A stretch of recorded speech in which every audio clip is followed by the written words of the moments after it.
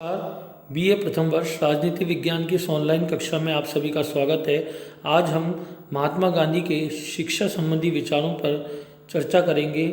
महात्मा गांधी की शिक्षा संबंधी ये विचार भारतवर्ष को उनकी महत्वपूर्ण और अनमोल देन है।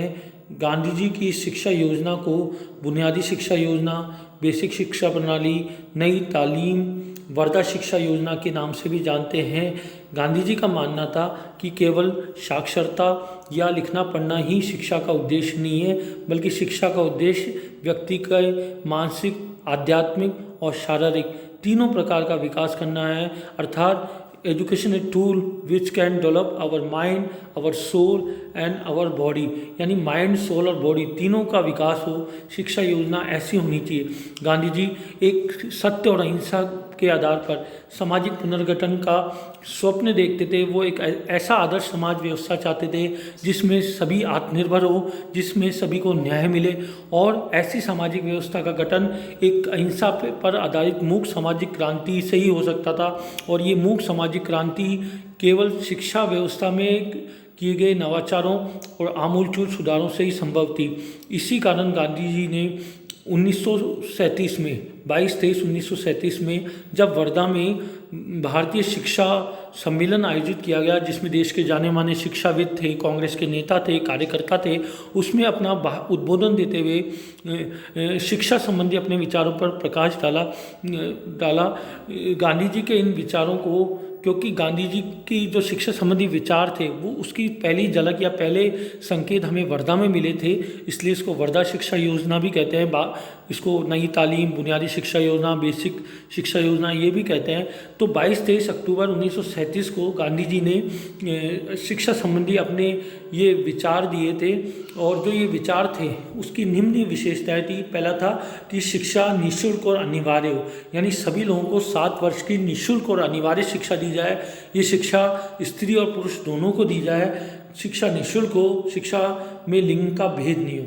दूसरा था कि शिक्षा का माध्यम मातृभाषा हो, हर व्यक्ति को शिक्षा मातृभाषा में दी जाए, क्योंकि व्यक्ति अपनी अभिव्यक्ति अपनी मातृभाषा में सबसे बेहतर प्रकार से कर सकता है। अतः किसी भी वस्तु को वो जब भी आत्मसात कर सकता है, किसी भी ज्ञान को जब भी वो स्वीकार या ग्रहण कर सकता है, उस ज्ञान का संप्रेषण जब भी प्रभावशाली ढंग से हो सकता है जब वो उसकी मातृभाषा में हो। तो शिक्षा मातृभाषा में हो, शिक्षा ऐसी हो जो व्यक्ति के मन, चरित्र, आत्मा, शरीर सभी का विकास करे।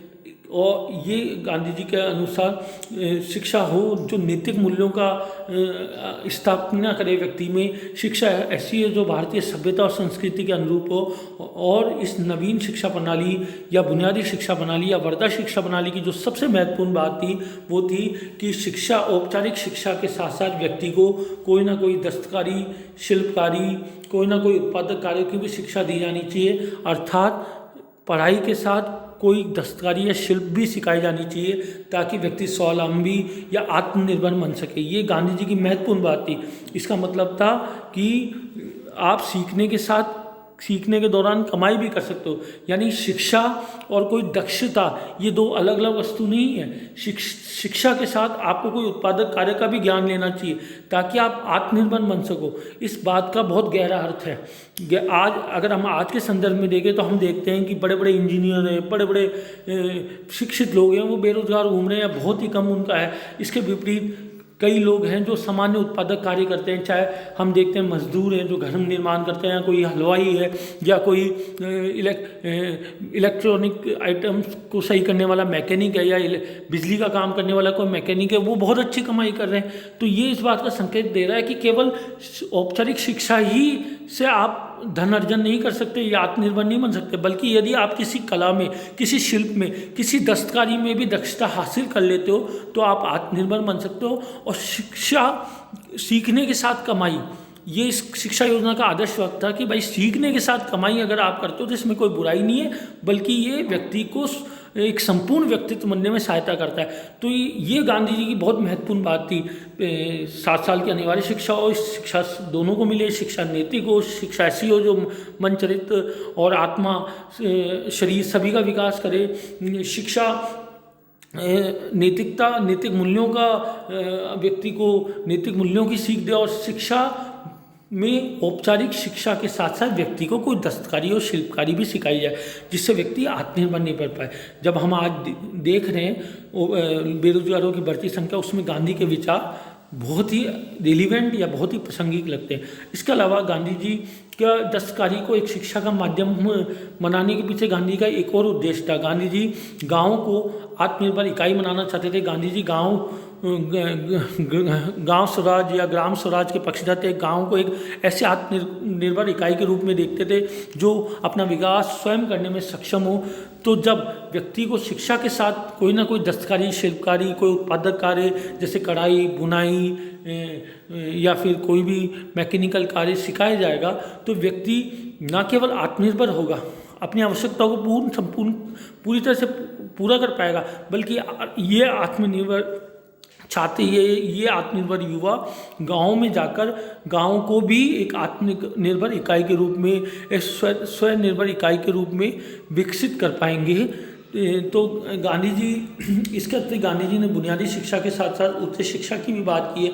उनका मानना है कि भाई उच्च शिक्षा में सरकार को सहायता देनी चाहिए, तकनीकी शिक्षण संस्थाओं को अपना कार्य स्वयं चलाना चाहिए। आलोचकों ने गांधी जी की शिक्षा की आलोचना बहुत की है और बोला है कि भाई ये शिक्षात्मक कम है, ये व्यवहारिक अधिक है।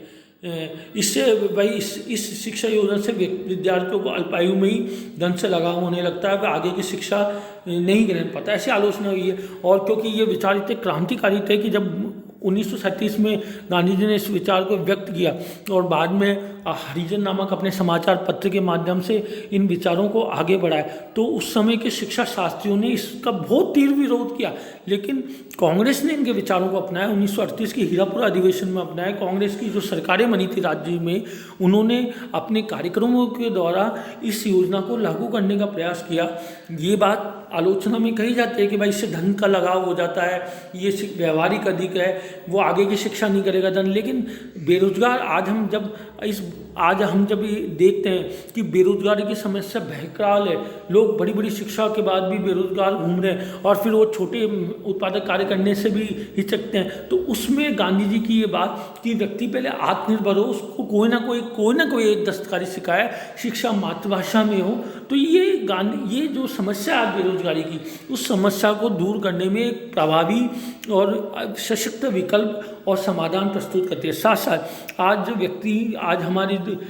हम जो सार्वजनिक जीवन में देख रहे हैं कि किस तरह का अवमूल्यन हो गया है, नैतिक मूल्यों का अवमूल्यन हो गया है, स्त्रियों के प्रति अपराध बढ़ता जा रहा है, परिवार का विच्छो हो रहा है, वृद्धों का सम्मान नहीं रहा, शिक्षकों को सम्मान रहा, उसमें गांधी जी की ये बात कि भाई शिक्षा ऐसे हो जो व्यक्ति को हमारी संस्कृति के अनुरूप हो, शिक्षा हमारे आध्यात्मिक मूल्यों का संप्रेषण करे, शिक्षा ठीक है आत्मा का भी विकास करे।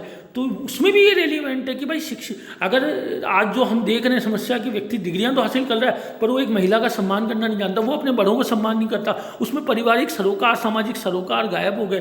तो उसमें गांधी जी की बात कि नैतिक मूल्यों की शिक्षा वो भी रेलिवेंट है, शिक्षा आध्यात्मिक विकास करे वो भी रेलिवेंट है। व्यक्ति केवल किताबी ज्ञान पा रहा है और वो शारीरिक बीमारियों का शिकार हो रहा है, उसको नाना प्रकार की बीमारियाँ हो रही है, वो तो गांधी की बात कि भाई शिक्षा ऐसी हो जो शरीर का भी विकास करे। तो गांधी की जो शिक्षा योजना है वो एक संपूर्ण शिक्षा योजना है और ये एक वर्तमान की जो भौतिक शिक्षा योजना है उसका प्रभावी विकल्प करती है। क्योंकि वर्तमान में दो तरह की शिक्षा योजना देखने को मिलती है। एक तो सरकारी शिक्षा योजना है जिसमें लोगों का ध्यान या लोकप्रियता जिसकी निरंतर कम हो रही जा रही है, या दूसरी बड़ी बड़ी कारपोरेट संस्थान द्वारा या बड़ी बड़ी शिक्षण संस्थान द्वारा जो महंगी शिक्षा दी जा रही है, जो भी शिक्षा के संपूर्ण शिक्षा के उद्देश्यों को पूरा नहीं करती। इसके विपरीत गांधी जी की जो शिक्षा है वो संपूर्ण है, वो व्यक्ति का हर तरह का विकास करती है, वो व्यक्ति के मन का भी विकास करती है, शरीर का भी करती है, व्यक्ति की आत्मा का भी विकास करता है, व्यक्ति में नैतिक मूल्यों का भी समावेश करता है और सबसे बड़ी बात व्यक्ति को आत्मनिर्भर बनाता है। वो आत्मनिर्भर व्यक्ति जो आत्मनिर्भर समाज, आत्मनिर्भर गांव, आत्मनिर्भर नगर बनाने में सहायता करेगा, वो व्यक्ति जो एक बेहतर नागरिक बन पाएगा, जिसको अपने कर्तव्यों का भान होगा, जो अपने कर्तव्य और अधिकारों को ज्ञान करके समाज के विकास में, समाज के उन्नयन में अपना योगदान कर सकेगा। अतः गांधी जी की आलोचनाओं के बावजूद भी गांधी जी का जो शिक्षा वाला विचार है वो बहुत क्रांतिकारी है और आज समय आ गया है कि गांधी की इस विचारों को अपनाया जाना चाहिए।